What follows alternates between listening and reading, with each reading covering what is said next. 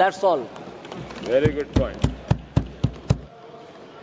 Shri Asauddin Owaisi.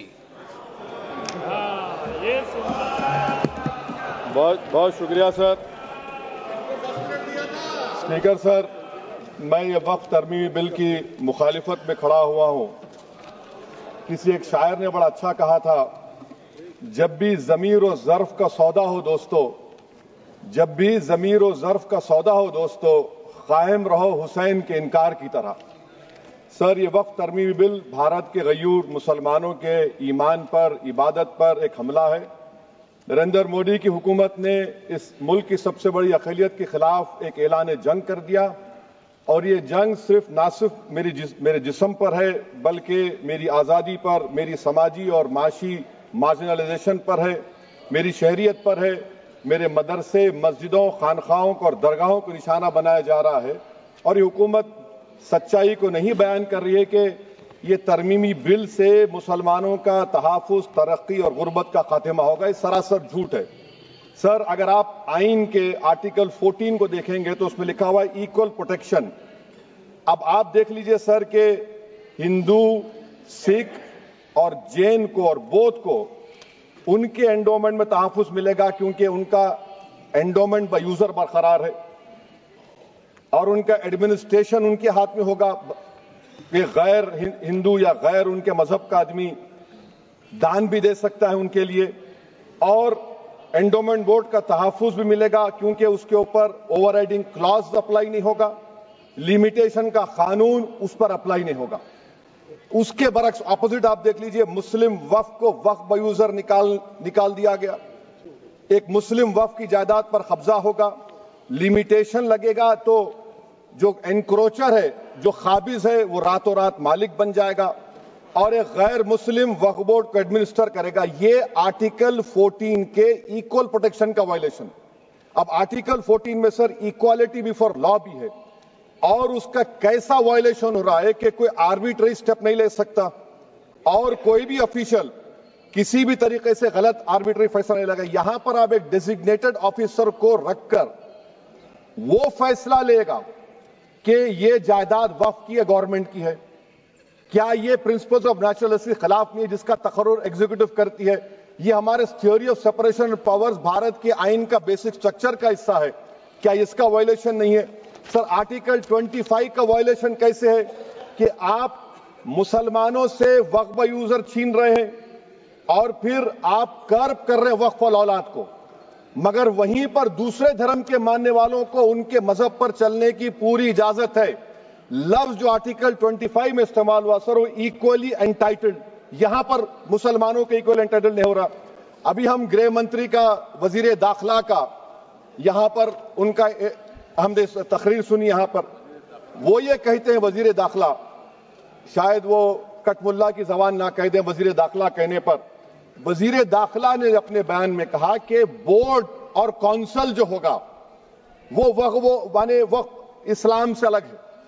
Sir, अगर ये बात सच है आपकी, तो फिर आपको ये कानून बनाने की जरूरत ही नहीं है। आप एक नॉन स्टैट्यूटरी बॉडी बना दीजिए।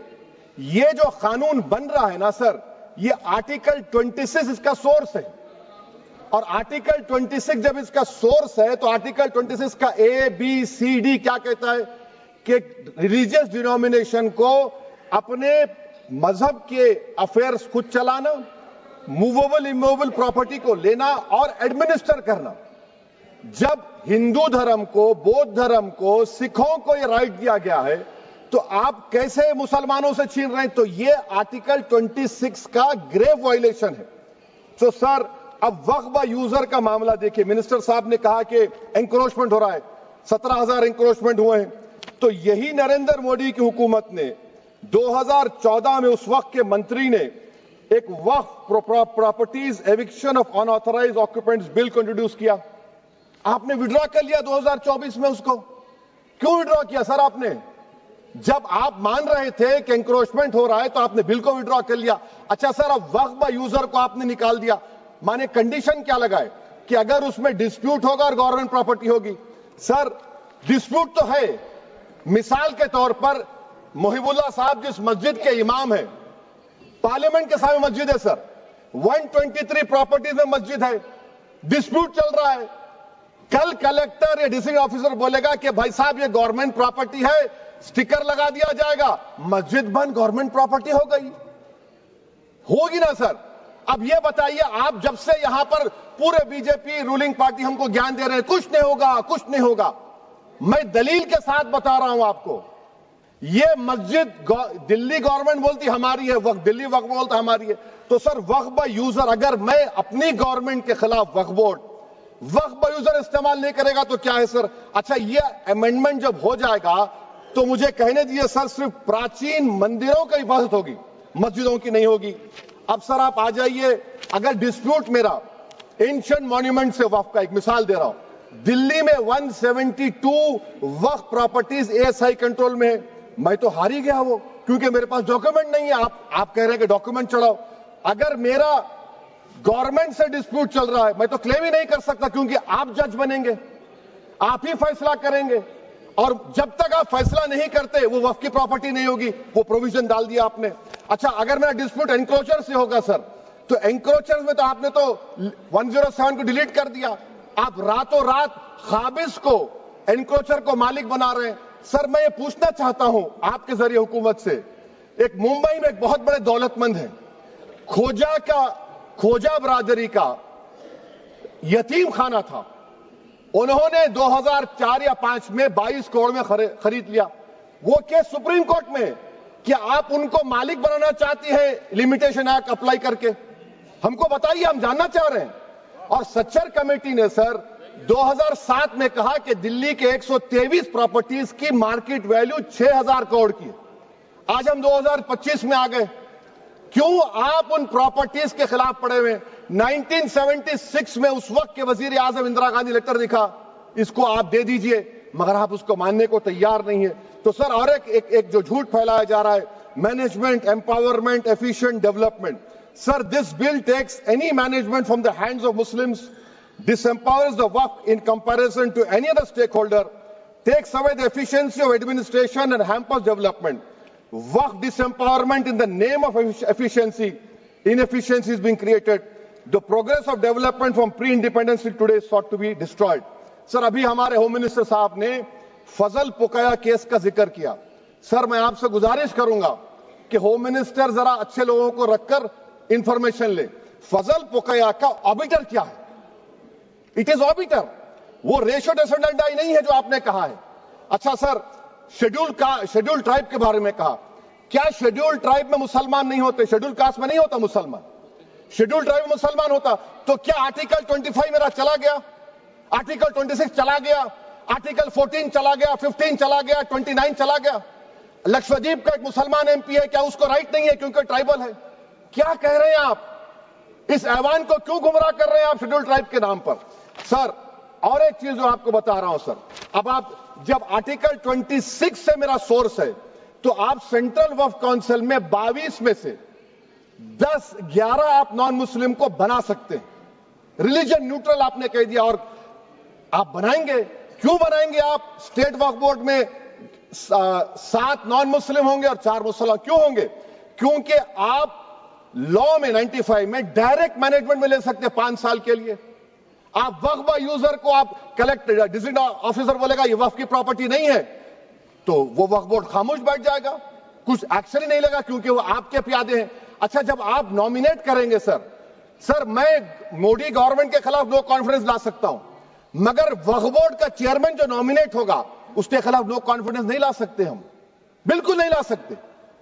क्या मजाक है बताइए आप? ये डेमोक्रेसी है? नॉमिनेट भी स्टेट गवर्नमेंट करेगी, वो अगर डिक्टेटर बन जाएगा जैसा आज भारत में हो रहा है तो वो भी नहीं हटेगा।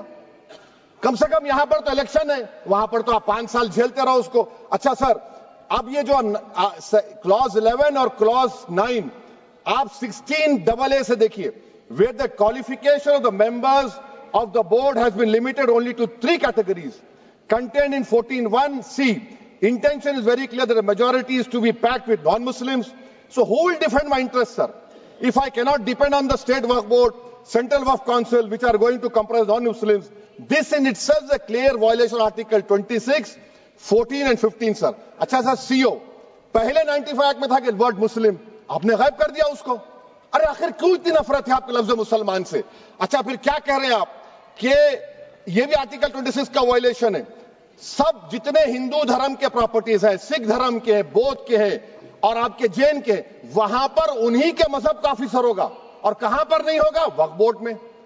وقف board is a pure religious institution. اس کو سمجھنے کی ضرورت ہے. تو آپ یہ کر دے رہے ہیں سر. اچھا سر آپ دیکھیے، اب آپ آ جائیے یہ ٹرائبونل پر. مجھے سمجھ میں نہیں آیا سر کہ ہمارے ہوم منسٹر وزیر داخلہ نے کیا کہہ دیا کہ 2013 کا جو قانون ہے وہ نہیں بنتا تو ہم نہیں لے کے آتے. میں بڑے ادب کے ساتھ ان سے پوچھنا چاہ رہا ہوں کہ کیا اس وقت راجناتھ سنگھ صاحب، اڈوانی صاحب، ہماری لیٹ سشما سوراج، یہ بڑے بڑے نیتا یہاں بیٹھے تھے؟ آپ نے یونینیمس اس قانون کو پاس کروا دیا. کیرتی آزاد تھے اس وقت، اب یہاں بیٹھے ہیں وہ ٹی ایم سی میں. تو کیا آپ غلط تھے یا وہ غلط تھے؟ ہم کو بتا دیجیے. آپ بتا دیجیے، کیونکہ اگر اڈوانی آپ کے لیے بہت بڑا نیتا ہے، میرے لیے نہیں ہو سکتے. آپ کے لیے آپ نے پدم شری دیا ان کو.